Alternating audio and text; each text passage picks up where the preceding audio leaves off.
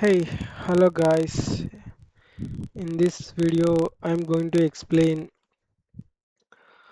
post-live EDM load and operation. See, once a data migration project goes to go live and how to handle that go live system.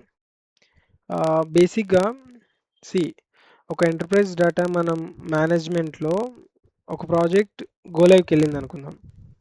Go లైవ్కి వెళ్ళాక మనకు కొన్ని problems వస్తాయి బేసిక్గా. So వాటిని ఎట్లా resolve చేయాలి సి మనం పోస్ట్ గో లైవ్ సపోర్ట్ లాగా ఎలా వర్క్ చేయాలి అనేది చెప్పడమే ఈ సిస్టమ్. సో ఇది టెక్నికల్గా ఉండదు, ఎందుకంటే ఈ వీడియో జస్ట్ 10 మినిట్స్లో ఉంటుంది కాబట్టి మీరు మేనేజర్స్ అయినా అవ్వకపోయినా మీకు బిజినెస్ ఎలా రన్ అవుతుంది అనేది తెలియాలి. గో లైవ్ వెళ్ళాక దాన్ని ఈడిఎం లోడ్ అండ్ ఆపరేషన్స్ అంటారు. Okay, so I'm going to second slide. See ఇక్కడ మీకు క్లియర్గా ఎక్స్ప్లెయిన్ చేస్తాను.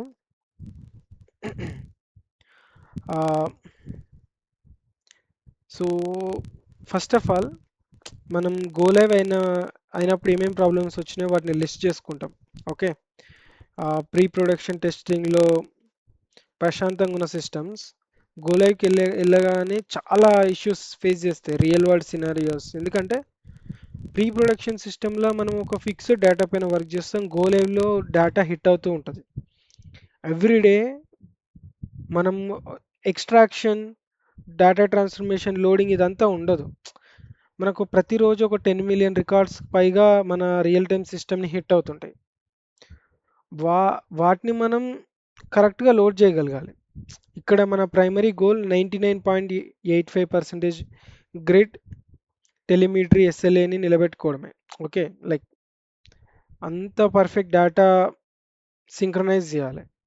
కానీ ఒక భారీ డేటా ఫ్లో వల్ల నెట్వర్క్ల లేటెన్సీ వస్తుంది. మనం డేటా మైగ్రేషన్ చేసేటప్పుడు ఏం చేస్తాం, సింపుల్గా ఎక్స్ట్రాక్ట్, ట్రాన్స్మిషన్, లోడ్ అని ఒక గో లైవ్ ట్రాన్సిషన్ పీరియడ్లో లోడ్ చేసినప్పుడు ఆ సిస్టమ్ పబ్లిక్కి రెడీ ఉండదు. Okay, real time system, so data latency, IO IO operations, read write issues, ఎన్నో బాటిల్ నెక్స్ వస్తాయి, మనకు ఫెయిల్యూర్స్ ఉంటాయి ఈ ట్రాన్సిషన్స్లో. హెవీ డేటా, బేసిక్గా హెవీ డేటా వల్ల మనకు చాలా ప్రాబ్లమ్స్ వస్తాయి everyday. Okay, and coming to third slide. See decoupling the EDM load pipelines. మనం ఎందుకు డీకప్లింగ్ చేస్తాం? ఓకే, సిస్టమ్ని నెమ్మదిగా స్లోగా ఇంపార్టెంట్ డేటాని లోడ్ చేయడం కోసం మనం ఫస్ట్ ఐడెంటిఫై చేస్తాం ఏది issue.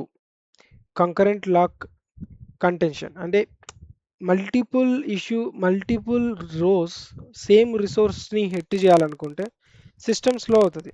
Okay, multiple active threads ఉన్నాయి అనుకుందాం ఫర్ ఎగ్జాంపుల్, అది ఒకటే సమయంలో ఈడిఎం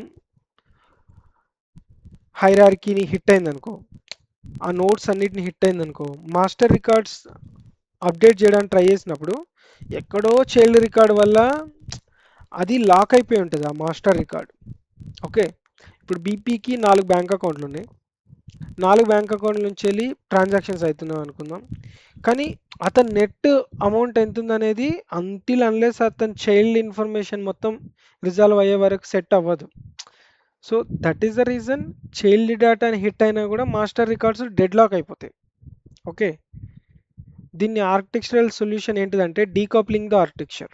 ఓకే, స్టేజింగ్ క్యూస్, వీటిని స్టేజింగ్ క్యూస్ని ఇంప్లిమెంట్ చేసి డేటా ఇంటిగ్రేషన్, ప్రాసెసింగ్, డీకప్లింగ్ చేయడం వల్ల ఇన్బౌండ్ డేటాబేస్ రైట్స్ని సీరియలైజ్ చేయొచ్చు, ఒకదాని తర్వాత ఒకటి వచ్చేలాగా, అండ్ ప్రియారిటీని బట్టి అప్డేట్ అయ్యేలాగా దాన్ని చూపెట్టొచ్చు. అండ్ ఒక ప్రీవియస్ స్టేట్ నుంచి ఉన్న మాస్టర్ డేటా ఆల్వేస్ ఒక స్టేట్ చూపెట్టేలాగా వాటిని సెట్ చేయొచ్చు.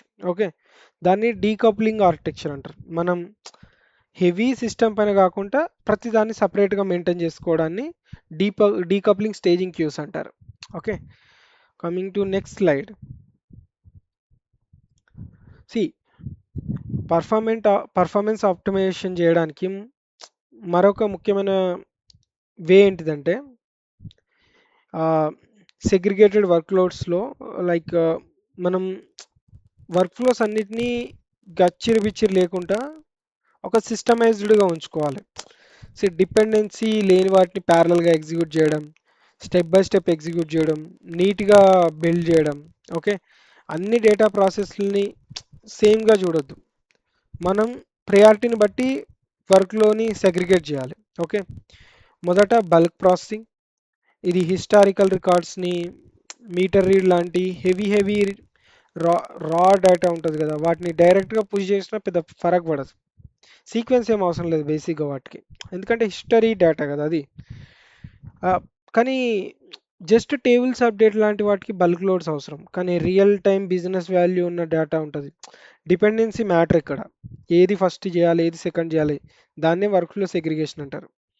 దీన్ని మనం నైట్ షెడ్యూల్ చేసి ఈటీఎల్ బ్యాచ్ జాబ్స్ ఆటోమేటిక్గా రన్ అవుతూ బిజినెస్ అవర్స్లో డేటాబేస్ కనెక్షన్ తక్కువ ఉంటుంది. లైక్ నైట్ షెడ్యూల్ చేసినాం అనుకో, నోబడి యూజెస్ ఈటీఎల్ బేసిక్గా ఆ టైంలో ఒకదాని తర్వాత ఒకటి ఈ జాబ్ ఎగ్జిక్యూట్ అయినాక ఈ జాబ్ ఆ వర్క్ ఫ్లోని కరెక్ట్గా సెట్ చేసి పెట్టినాం అనుకో, ఎంత పెద్దదైనా నైట్ మొత్తం స్టెప్ బై స్టెప్ ఆ షెడ్యూల్డ్ ఈటీఎల్స్ అన్నీ ఎగ్జిక్యూట్ అవుతాయి. సెకండ్ టైం ఏంటిదంటే రియల్ టైం లోడింగ్. ఇది కొంచెం ప్రాబ్లం. కస్టమర్ స్టేటస్ ఏమేం చేస్తాడో దానికి తగ్గట్టు మనం గ్రిడ్ని, ఈవెంట్స్ లాంటి క్రిటికల్ లో లేటెన్సీ డేటా కోసం వీటిని డెడికేటెడ్ హై కనెక్టివిటీ ఏపీఐస్ ఉంటాయి. వాటి ఎండ్ పాయింట్కి కనెక్ట్ చేస్తే సో ప్రతి ఈవెంట్కి ఒక మెసేజ్ వస్తుంది. ఆ మెసేజ్ ద్వారా రియల్ టైమ్గా డేటా లోడ్ అవుతుంది. దీనివల్ల మెయిన్ ప్రాసెసింగ్ రూట్స్ వేగంగా పనిచేస్తాయి. ఎందుకంటే మనం ఎక్కడో నోట్ ద్వారా తీసుకుంటాం, అది మన మెయిన్ ప్రాసెసింగ్కి వచ్చినాకనే లెక్క. ఎందుకంటే మెయిన్ సిపియు దాన్ని పెద్దగా పట్టించుకోదు. అది ఎక్కడనో సైడ్లో ఉన్న నోడ్ సిపియు ఉంటుందిగా, అది ప్రాసెస్ చేశాక డైరెక్ట్గా మెయిన్ సిపియు దగ్గరికి వచ్చినప్పుడు అది అప్డేట్ అయిపోతుంది సింపుల్గా. మెయిన్ సిపియు మల్టిపుల్ జాబ్స్ చేయదు అలా. దానివల్ల అడ్వాంటేజ్ అనమాట. So coming to next slide, fifth slide, this is rest API synchronisation work flows. Okay, ఈ స్లైడ్లో ఎక్స్ట్రాక్షన్ యూటిలిటీ సిస్టంలో మనం ఐఎఫ్సి సిస్టమ్ ఉంటుంది కదా, దీన్ని ఈడిఎంకి లింక్ చేసేటప్పుడు సింక్రనియస్ ఏపీఐ కాల్స్ వాడితే స్టెప్స్ వచ్చినప్పుడు లైక్ నెక్స్ట్ నెక్స్ట్ స్లైడ్స్ వచ్చినప్పుడు టైమ్అవుట్ టైమ్అవుట్ అయ్యి ఫెయిల్యూర్ కాకముందుకే మనం సింక్రనైజ్ వర్క్ ఫ్లోస్ పెట్టడం వల్ల step by step like clear same దాంట్లో స్టేజ్ అవ్వడం, స్టేజ్ అయిన దాన్నే యూజ్ చేసుకోవడం, ప్యారలల్గా పెట్టడం వల్ల ఇప్పుడు ఈ దాంట్లో వచ్చిన అవుట్పుట్ ఈ దాంట్లో యూజ్ చేయాలి, బట్ ఇది ఆల్రెడీ స్టార్ట్ అయిపోయింది, ఇది ఫినిష్ అవ్వకముందుకి. నేను చెప్పే వర్క్ ఫ్లోస్ కండిషన్ అర్థమైందా? ఒక వర్క్ ఫ్లోలో వచ్చిన అవుట్పుట్ నెక్స్ట్ వర్క్ ఫ్లోలో యూజ్ చేద్దాం అనుకుందాం, కానీ ఆ వర్క్ ఫ్లో ముందే స్టార్ట్ అయింది అనుకుందాం, ఈ work flow dependency work flow అయిపోక ముందుకి. అప్పుడు ప్రాబ్లం వస్తుంది, దాన్ని ఎసింక్రనస్ వర్క్ ఫ్లోస్ అంటారు. మనం ఈ వర్క్ ఫ్లో తర్వాత నీ వర్క్ ఫ్లో పెట్టాం అనుకో, ఇది ఎంత టైం అన్నా తీసుకొని ఇది అయిపోయాకనే ఇది స్టార్ట్ అవుతుంది. అప్పుడు మనకు ప్రాబ్లం ఏమి ఉండదు ఫస్ట్ ఆఫ్ ఆల్. ఓకే, దీన్ని ఎసింక్రనస్ వర్క్ ఫ్లోస్ అంటారు. ఇందులో త్రీ మెకానిజమ్స్ ఉంటాయి. ఒకటి exceptional backup and automated retrieves and dead letter queues. Okay, dynamic retries పెంచి డౌన్ టైమ్ సిస్టమ్స్ వల్ల ఒత్తిడిని తగ్గిస్తుంది. ఏది ఎక్సెప్షనల్ బ్యాకప్. ఆటోమేటెడ్ రిట్రీవ్స్ అని ఉంటుంది కదా, అది నెట్వర్క్ని టెంపరీగా డ్రాప్ చేసి, టెంపరీగా ఎప్పుడన్నా డ్రాప్ అయింది అనుకో నెట్వర్క్, ఆటోమేటిక్గా అది కొన్నిసార్లు రీట్రైజ్ చేస్తుంటుంది. దాన్ని ఆటోమేటిక్ ట్రైస్ అంటారు. ఇన్ కేస్ ఇది అయిపోక ముందుకి స్టార్ట్ అయినా కూడా జస్ట్ ఇది అయిపోయింది ఒకసారి, ఇది ఒక ట్రై ఇస్తుంది అనమాట. అర్థమైందా? అలా అనమాట. అండ్ డెడ్ లెటర్ క్యూస్, పదే పదే ఫెయిల్ అయ్యే ఎర్రర్ రికార్డ్స్కి డిఎల్క్యూ పంపితే అది ఎప్పటికీ ట్రై చేస్తూనే ఉంటుంది అంటిల్ అన్లెస్ ఇది అయిపోయేదాకా సైడ్కి ఉన్నా కూడా. బట్ ఇది వెరీ బ్యాడ్ అప్రోచ్, సింక్రనైజ్గా ఉంచుకుంటే అదే బెటర్. నెక్స్ట్ స్లైడ్కి వెళ్తే జీరో సైలెంట్ ఫీచర్ వ్యాలిడేషన్ అని ఉంటుంది. So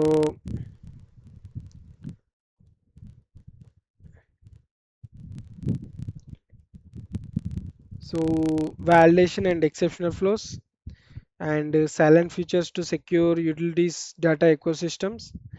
so how to secure and data మేనేజ్మెంట్లో అతిపెద్ద ప్రాబ్లం ఏంటిదంటే సైలెంట్ ఫెయిల్యూర్స్. అవి ఎప్పుడు ఫెయిల్ అయినాయో ఎవరికి తెలియదు. అదే అతిపెద్ద ప్రాబ్లం. వాటిని చెక్ చేయని లోపాలు, లైక్ ఏమైనా చెక్ చేయని ప్రాబ్లమ్స్ ఉంటాయి కదా, క్వాలిటీ ఇష్యూస్, అవి పెద్దగా కనిపించవు.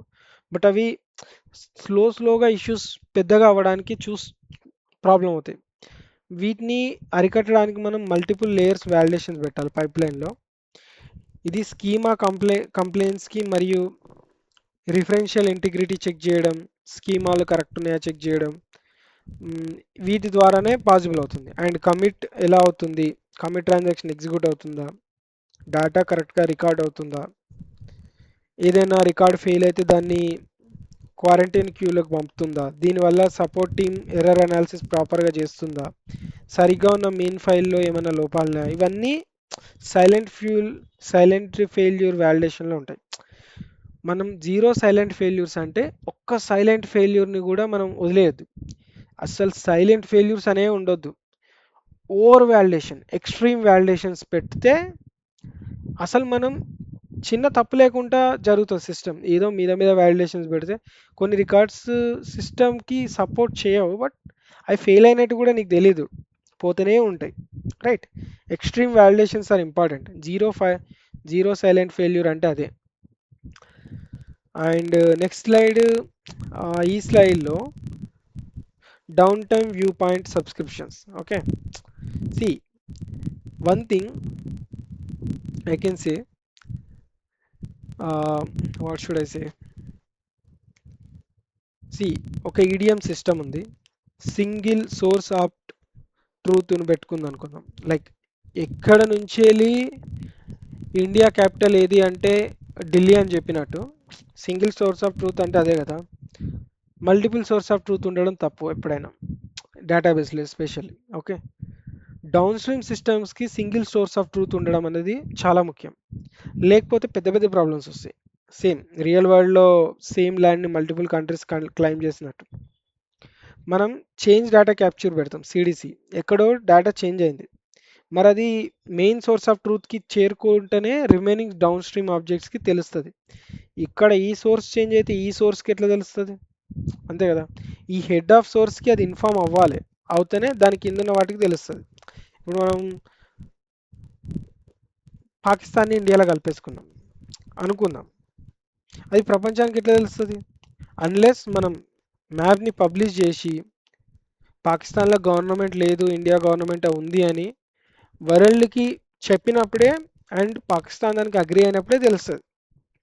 ఓకే, అది main source of truth.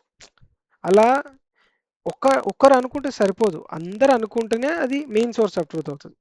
So CDC అయినప్పుడు, ఒక చేంజ్ డేటా క్యాప్చర్ అయినప్పుడు ఎంటర్ప్రైజ్ మేకర్స్ ఉంటారు, బ్రోకర్స్, ఆ బ్రోకర్స్ని ఉపయోగించి ఈవెంట్ డ్రివెన్ పబ్ సబ్స్ ఉంటాయి.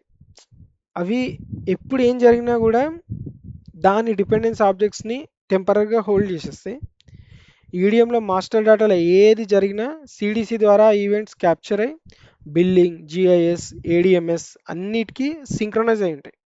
సో ఎక్కడ ఏం జరిగినా ప్రతి down stream object same truth పైన డిపెండ్ అయ్యి వర్క్ అవుతాయి. ఇప్పుడు ఒక పర్సన్ దగ్గర 100 రూపీస్ ఉన్నాయనుకుందాం, అతను ఒక బ్యాంక్ అకౌంట్ ద్వారా 100 రూపాయలు 5 రూపాయలు ఖర్చు పెట్టేసాడు. అది ఇమ్మీడియట్గా బ్యాంక్ అకౌంట్ అతని దగ్గర ఉన్న 100 రూపీస్కి రిఫ్లెక్ట్ అవ్వాలి, లైక్ 5 రూపాయలు తగ్గిపోయింది ఒక బ్యాంక్ అకౌంట్ ద్వారా అని. దెన్ ఓన్లీ అతని దగ్గర ఇప్పుడు ఎంత ఉన్నాయి అనేది కరెక్ట్ రిజల్ట్ మిగతా సోర్సెస్కి అర్థమవుతాయి. సో ఆ సింక్రనైజేషన్ చేసేది EDM single system source data. Coming to next slide, essential support task. Okay, see daily monitoring అనేది ఉంటుంది, ఎవ్రీడే హెల్త్ మానిటరింగ్ అన్నీ చేయాలి. గోలైవ్ అయింది అనుకుందాం ఒక సిస్టమ్, ఆ సిస్టమ్ గోలైవ్కి వెళ్ళాక దాన్ని మనం నిలబెట్టాలి, ఎవ్రీడే డే టు డే ఆపరేషన్స్కి తగ్గట్టే మనం సెట్ చేసి పెట్టాలి. మనం గోలైవ్కి ఎట్నో గట్ల తీసుకెళ్ళి మెల్లగా తీసుకెళ్ళి అది డే టు డే ఆపరేషన్‌ని సపోర్ట్ చేయని కెపాసిటీ ఉంటే ఎట్లా? లైక్ అంతే కదా! ఫర్ ఎగ్జాంపుల్ మనం డేటా మైగ్రేషన్ చేసినప్పుడు ఒక 50 లాక్స్ బిజినెస్ పార్ట్నర్స్ ఉన్నాయనుకుందాం. బట్ సి సిస్టమ్ ఐడియల్‌గా ఉన్నప్పుడు 50 లాక్స్ బిజినెస్ పార్ట్నర్స్ లోడ్ చేయడం ఎంత టైంలో లోడ్ చేస్తావు? నువ్వు 10 రోజులు తీసుకున్నావా లోడ్ చేయడానికి? అప్పుడు నీ సిస్టమ్ పూర్ పర్ఫార్మెన్స్ ఉన్నా యాక్సెప్ట్ అయింది అనుకో. For example 1 డేలోనే 30 lakhs business partners వచ్చారు గో లైవ్ జరుగుతున్నప్పుడు. నువ్వు ఆ సిచ్యువేషన్ని చెక్ చేయలేదు. అది నీకు ఎట్లా తెలుస్తుంది ఇష్యూ ఉన్నట్టు? సో బేసిక్గా సిస్టమ్ హెల్త్ స్వీప్స్ ఉంటాయి. మెమరీ లీక్స్ లేదా ప్రాసెస్ క్యాష్ అని ముందుగానే గుర్తించి ఆ డేలో అది ఎంత రన్ అవుతుంది. ఓకే, సెకండ్ది లాగ్ రొటేషన్, డిస్క్ స్పేస్ నిండిపోతుందా, ఇంకేమైనా డిస్క్ స్పేస్ అవసరమా. ఇంకో మూడోది క్యూ మానిటరింగ్, ఎన్ని అప్డేట్స్ ఇంకా రెడీగా ఉన్నాయి అప్డేట్ అవ్వడానికి. ఈ మానిటరింగ్ హెల్త్ చెక్స్ సిస్టమ్ పైన చేస్తుండడం వల్ల మనం 99.99% అప్ టు డేట్ ఉండొచ్చు. సిస్టమ్కి ఏమైనా అవ్వక ముందుకే మనం దాని కెపాసిటీని పెంచాలన్నా, దాన్ని ఏమైనా అప్స్కేల్ చేయాలన్నా. ఇప్పుడు ఒక కస్టమర్ రిలేటెడ్ అమెజాన్ లాంటి బిజినెస్ ఉంది అనుకుందాం. సేల్ టైంలో ఎక్కువ ట్రాఫిక్ వస్తుంది, నార్మల్ టైంలో కొంచెం తక్కువ ట్రాఫిక్ ఉంటుంది. దాని తగ్గట్టు వాళ్ళు బిజినెస్ని అప్స్కేల్ చేయగలుగుతారు. ఎట్లా? ఆ ట్రాఫిక్ని బట్టి వాళ్ళు అర్థం చేసుకుంటారు.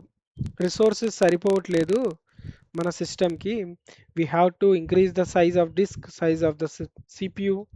ఇవన్నీ ఎలా తెలుస్తాయి? డైలీ హెల్త్ చెక్ చేయడం. ఇదంతా ఈడిఎం ఐఎస్సిలో process. Coming to next slide. So proactive problem management. So always one thing is మనం రియాక్టివ్ ఫైర్ ఫైటింగ్ ఉండాలి. లైక్ రియాక్టివ్ ఫైర్ ఫైటింగ్ నుంచి ప్రొయాక్టివ్ ప్రాబ్లమ్ మేనేజ్మెంట్ అనేది అవసరం. ఎట్లా అంటే ఇష్యూ వస్తేనే రియాక్ట్ అవ్వడం వేరు. ఇష్యూ రాకముందుకు వస్తే ఎలా ఉండాలో, రాకుండా దాన్ని ఎలా జాగ్రత్త తీసుకోవాలో కూడా అవసరం. ఓకే, లెట్స్ సి మనం ఎవరిపైన ఒకరు మన పైన దాడి చేసినప్పుడు చేద్దాం అనుకుంటే అక్సెచ్చిన మన చేతిలో వెళ్ళిపోయింది కదా. మనమే ముందు దాడి చేస్తే భూటాన్ మన చేతిలో ఉండదేమో, టిబెట్ మన చేతిలో ఉండనేమో, అట్లీస్ట్ చైనానే మన చేతిలో ఉండనేమో, because we are stronger at that time.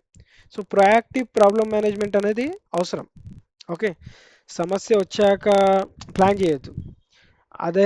అలాగే ఐఎస్యు ఈడిఎంలో కూడా అప్లికేషన్ పర్ఫార్మెన్స్ మానిటరింగ్ టూల్స్ను ఉపయోగించి సిస్టమ్ బేస్ లైన్స్ మెట్రిక్స్ సేకరించి తరచుగా వచ్చే ఎర్రర్ ప్యాటర్న్స్ని గుర్తించి ఎప్పుడు ఇష్యూ వస్తుందో దానికి తగ్గట్టు మనం మెదులుకోవాలి, ప్యాటర్న్స్ని అబ్జర్వ్ చేసి. Coming to next slide. Triage incidents communication. Issues వచ్చినప్పుడు వాటిని ఎట్లా ఇన్సిడెంట్స్ని ఎట్లా హ్యాండిల్ చేస్తాం. ఒక సపోర్ట్ పర్సన్ ఉంటాడు, తెలుసుగా సపోర్ట్ గైస్ ఏం చేస్తారో. అండ్ ఆ ట్రియాజ్ అనేది ఎట్లుంటుంది. క్రిటికల్ ఇన్సిడెంట్ వచ్చినప్పుడు టీం స్పందించే విధానం వేరేలా ఉండాలి. బేసిక్ నార్మల్ ఇన్సిడెంట్స్ వచ్చినప్పుడు టీం ఒకలాగా రియాక్ట్ అవుతుంది. లో ప్రయారిటీ ఇన్సిడెంట్స్ వస్తే ఒకలాగా. అంటే ఈ స్ట్రిక్ట్ ఎస్ఎల్ఏ ఉండాలి, దానికి ఒక స్ట్రిక్ట్ టార్గెట్ ఉండాలి, పలానా డేలోపు ఇది ఫిక్స్ అవ్వాలి, లేకపోతే బిజినెస్కి ప్రాబ్లం అవుతుంది. ఇవన్నీ ఉండడం అవసరం. ఆ అప్డేట్స్లో ఇంపాక్ట్ ఏంటిది, రూట్ కాజ్ ఏంటిది, ఈటీఆర్ అంటే ఏంటిది, ఇవన్నీ ఇన్సిడెంట్ కాజ్ చూస్తుంటారు. సి ఇది గోలైవ్ అయిపోయిన సిస్టమ్కి అవసరం దాన్ని మేనేజ్ చేయాలంటే. ఒక కస్టమర్ నాకు ఏదో ఇష్యూ ఉందని చెప్పిండు, అది ఆ కస్టమర్కి మాత్రమే ఇష్యూ. ఒక ఇన్సిడెంట్ క్రియేట్ అయింది అనుకున్నాను, దాన్ని ఫిక్స్ చేయాలి within a period. Coming to next slide. Hyper care transition and continuous improvement. Hyper care ఇది ఇంపార్టెంట్ స్లైడ్. ఓకే, సి క్రిటికల్ ఇన్సిడెంట్స్ వచ్చినాయి అనుకుందాం. ఓకే, క్రిటికల్ ఇన్సిడెంట్స్ వచ్చినప్పుడు టీమ్ ఇప్పుడు ఎట్లా ఇవ్వాలి hyper care. For example multiple CPUs ఒకే సిస్టమ్ కింద వర్క్ చేయడం ఎప్పుడైనా చూసిరా? సి గోలైవ్ అయిన తర్వాత హైపర్ కేర్ ఫేజ్ అనేది ఒకటి ఉంటుంది, దాన్ని స్టడీ స్టేజ్ ఆపరేషన్స్ అంటారు. సో గోలైవ్ అయిన సిస్టమ్ ఎంబడే రెడీగా పబ్లిక్ అవైలబుల్ ఉండదు. సో కొంచెం ఒక ప్రాపర్ నాలెడ్జ్ ఉన్న transfer and run book document అనేది అవసరం. దాన్ని ఎట్లా పబ్లిక్కి తీసుకెళ్ళాలి. సిస్టమ్ కొంచెం స్టేబుల్ అయినాక స్లోగా దాన్ని తీసుకెళ్ళాలి. Like let's say slow dB queries ఉంటాయి.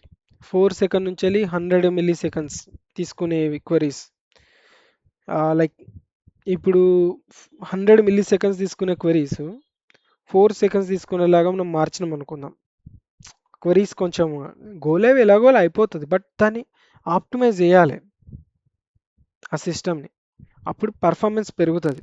Okay, like and for example rest APS ఉంటాయి. అవి ఎట్లా చెప్పాలి,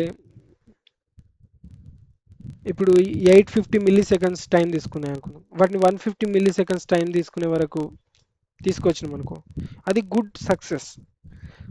సేమ్ రెస్ట్ ఏపీఎస్ అంటే ఏంటిది, అవి ఒక పర్సన్ వచ్చి ఏపీఐ అంటేనే అదే కదా, అవుట్ సైడ్ పర్సన్ వచ్చి దాన్ని ట్రిగ్గర్ చేస్తుంది, ట్రిగ్గర్ అయ్యి మన మెయిన్ సిస్టంలో ఒక రికార్డ్ క్రియేట్ అవ్వడమో లేకపోతే ఇంకేమైనా అవ్వడమో, అతనికి ఏమైనా కావాల్సిన ఇన్ఫర్మేషన్ ఇవ్వడమో, దాన్ని ఏపీఐ ఆపరేషన్ అంటారు. స్లో డిబి క్వరీస్ని కరెక్ట్ చేయాలి. 4 సెకండ్స్ తీసుకున్న దాన్ని లెస్ దెన్ 100 మిల్లీ సెకండ్స్ తీసుకెళ్ళడం. లైక్ లోడ్ స్క్రిప్ట్స్ ఉంటాయి 2.5 గంటలు పట్టే వాటిని లెస్ దెన్ 30 మినిట్స్కి తీసుకెళ్ళడం. ఇదంతా ఒక ప్రాసెస్. లైక్ సిస్టమ్ కంప్లీట్గా ఆప్టిమైజ్ అయినాక దాన్ని మెల్లమెల్లగా డే టు డే ఆపరేషన్స్ తీసుకెళ్ళాలి. దీన్ని హైపర్ కేర్ ట్రాన్సిషన్ అంటారు. కంప్లీట్గా పబ్లిక్ అవైలబుల్ ఉండదు, కంప్లీట్గా గో లైవ్ ఆపరేషన్ అవుతుండదు, middleware. Coming to next slide, and this is last slide. So మనం ఇమ్మీడియట్ యాక్షన్, ముగింపుగా మన ఇంజనీరింగ్ టీం ఉంటుంది. వెంటనే మన పనులు వచ్చినాయి అనుకో, like configure automated alerts, API errors ఉంటాయి కదా. ఏపీఐ అనేది ఎక్కువ తప్పులు చేస్తుంది అనుకో, మన ఏపీఐలోనే మిస్టేక్స్ ఉన్నట్టు. ఆ ఏపీఐని మనం కరెక్ట్ చేయాలి ఫస్ట్. సమ్ టైమ్స్ మనం బల్బ్ స్విచ్ చేసినప్పుడు ఫ్యాన్ వచ్చింది అనుకో, అది ఎప్పటినుంచో ఉంది, స్టార్టింగ్లో అది బల్బ్ కోసమే పనిచేస్తుంది, కానీ ఎవరో ఎక్కడో కాన్ఫిగరేషన్ టేబుల్ డేటా చేంజ్ చేయడం వల్ల అది ఇంకా దేనికో రీడైరెక్ట్ అవుతుంది అనుకుందాం. సో వీటిని మనం డే టు డే చూసుకుంటూ ఫిక్స్ చేయాలి. ఎన్ఫోర్స్ డైలీ చెక్ లిస్ట్, ప్రతిరోజు ఇవి చెక్ చేయాలి. మన సిస్టమ్ ఎట్లుంది ఇవన్నీ చెక్ చేస్తుంటే, లైక్ ఎవ్రీడే సిస్టమ్ ఎంత హెల్తీగా ఉంది, ఆపరేషన్స్ ఎట్లయితున్నాయి, ఎంత మెమరీ హిట్ అవుతుంది, ఎంత ప్రాసెసింగ్ కన్జ్యూమ్ అవుతుంది, ఏమన్నా మెమరీ పెంచాలా, ఏమన్నా ప్రాసెసింగ్ పెంచాలా, ఏమన్నా తగ్గించాలా, అన్నెసరిగా క్లౌడ్కి పే చేయడం ఎందుకు, మనం మరీ తక్కువ వాడుతున్నప్పుడు తగ్గించాలి. ఇవన్నీ డైలీ చెక్ లిస్ట్ పెట్టుకోవడం వల్ల మనం సిస్టమ్ని 99% స్టేబుల్గా ఉండొచ్చు. Okay, then this is what EDM process, every day to day process. And thank you very much. Like ఇది very rare people does this on working on top of go live. అంటే చిన్న విషయం కాదు, పెద్ద విషయం. Okay, just telling that is good thing. Go live అయిన వాళ్ళకు ఇంకా చాలా పని ఉంటుందని దీని అర్థం. I will keep this PPT just below my video. Thank you very much. You can refer this PPT.